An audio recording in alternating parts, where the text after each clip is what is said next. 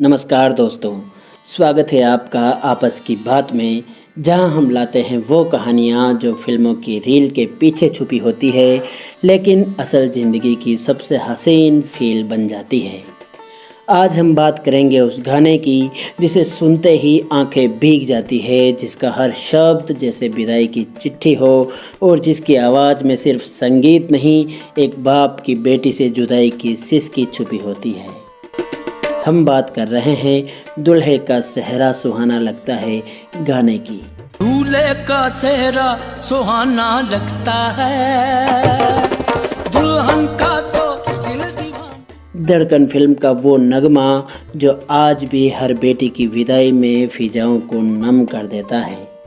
मैं तेरी बाहों के झूले में पली बाबुल, अब तुझसे बिछड़ने की घड़ी आई बाबुल।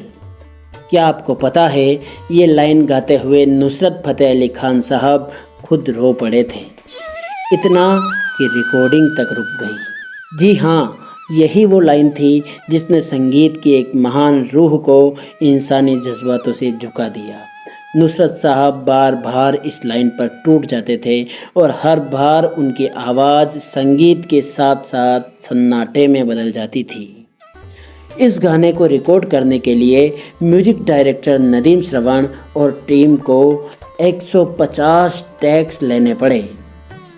अब सोचिए, ये कोई तकनीकी वजह नहीं थी, न ही कोई स्केल या सुर की गलती, बल्कि ये गलती दिल की थी जो हर बार टूट जाता था। रोने नहीं देती आवाज़ जब आंखें भर आती है और सुर भी थम जाते हैं जब रूह सिसकियाँ भर लाती है। सूफियाना संगीत के उस्ताद नुसरत फ़तेह अली खान साहब अपने आखिरी दौर में कम ही गाने गाते थे, लेकिन इस गाने के लिए जब गीतकार समीर ने उन्हें बुलाया तो नुसरत साहब ने बिना स्क्रिप्ट पढ़े हामी भर दी। और जब उन्होंने गाना पढ़ा, खासकर वो लाइन मैं तेरी बाहों के झूले में पली बाबुल, तो जैसे उनका दिल टूट गया। तेरी बाहों के झूले में पली बाबुल जा रही हूँ। समीर ने एक रियलिटी शो में बताया था कि नुसरत साहब रिकॉर्डिंग के दौरान 1.5 घंटे तक रोते रहे थे। मुश्किल अश्कों को छुपाना लगता है।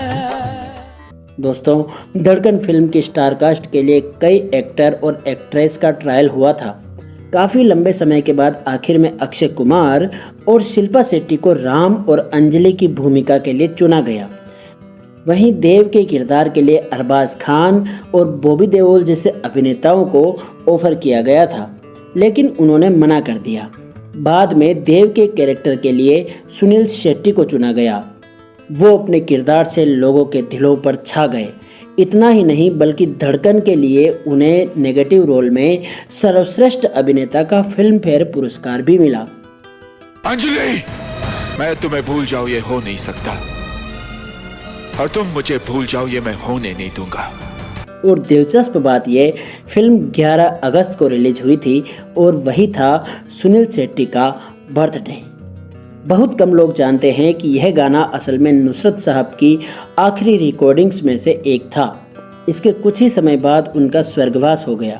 कहते हैं, रूह जब अपना सच बोलती है तो हर सुर इबादत बन जाता है। इस गाने में उनकी रूह बोलती है और हर सुनने वाला उसे महसूस करता है। संगीत वो इबादत है जो रुला भी दे और सिला भी दे। नुसरत की आवाज़ ने बस यही करके दिखा दिया। धड़कन फिल्म के इस गाने ने न सिर्फ कहानी को एक इमोशनल टोन दिया, बल्कि सुनने वालों के दिलों पर हमेशा के लिए एक नई नमी छोड़ दी। क्या आपको इस गाने के बारे में ये बातें पता थी? हमें कमेंट में ज़रूर बताएं। अगर आपको हमारी ये कहानी पसंद आई हो तो आपस की बात चैनल को सब्सक्राइब जरूर कीजिए। ऐसी ही सिनेमा की सच्ची और अधूरी कहानियाँ लेकर हम फिर हाजिर होंगे। कभी आवाज़ों में दुआ छुपी होती है और कभी गानों में अलविदा। मिलते हैं अगली कहानी में, जहां पर्दे के पीछे की आवाज़ आपसे फिर एक रिश्ता बनाएगी।